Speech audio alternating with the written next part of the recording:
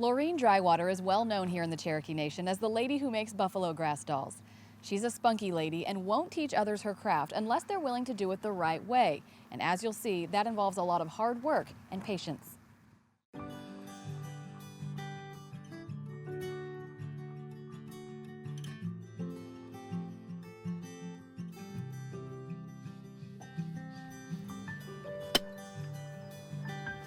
Uh-oh. To break your pick? No.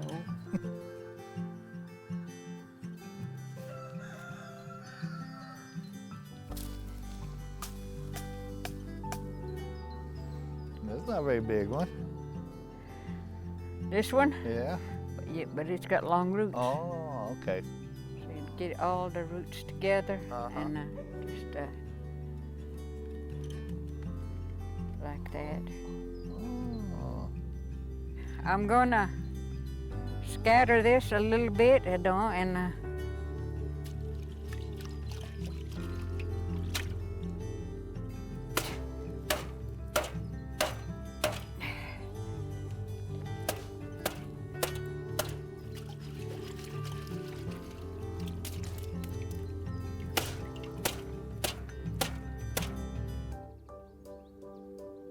it's a work.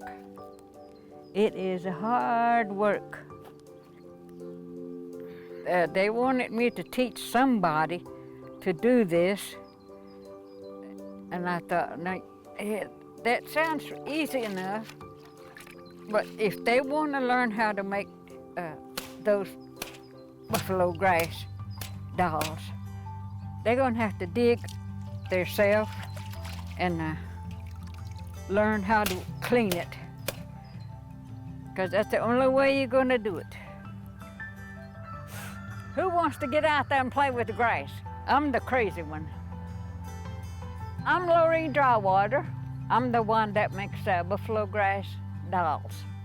Buffalo grass dolls are a unique invention by Lorene Drywater. Lorene fine-tuned the whole doll thing to putting traditional Cherokee dresses on them with bottom parts and everything, and weaving up the roots into the hair. She's the only known grass doll maker in North America. Mama showed me how. I was about 5. I asked her, why don't they ever buy us dolls? And she said, well, because we don't have no money. So when she first taught me how to make a doll, she said, all right, come over here and I'll show you how to make you a doll.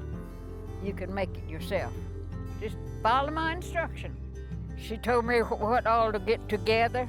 I watched her. I paid attention to everything she done. I've been following it since.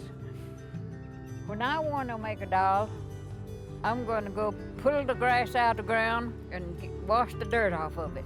I clean it, I wash it in a big tub of water, getting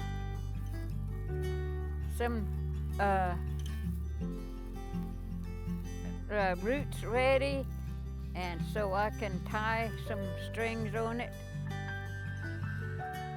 Hang on.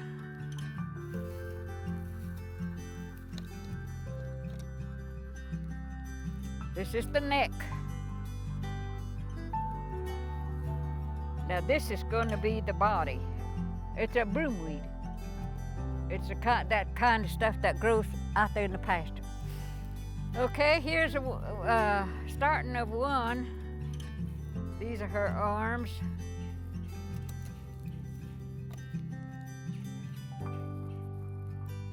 The face is supposed to be right there, and the arms and the body. How does this look as a blouse? I try not to dress them all the same. And this is how it would look.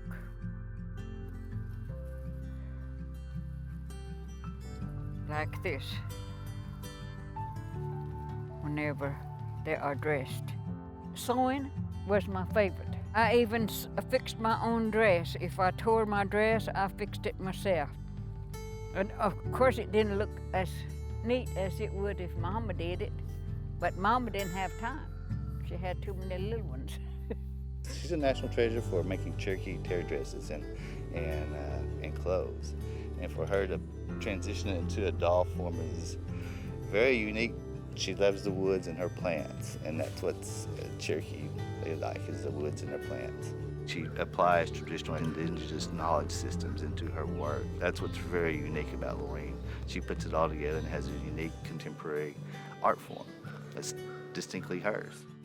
And this is my mom. She dressed like that. I made that dress.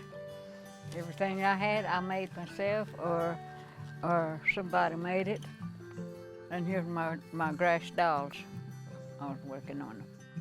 I'm just so used to doing things on my own. That's okay. They know what I do, they know what I made, and they know where to find them. So that's it.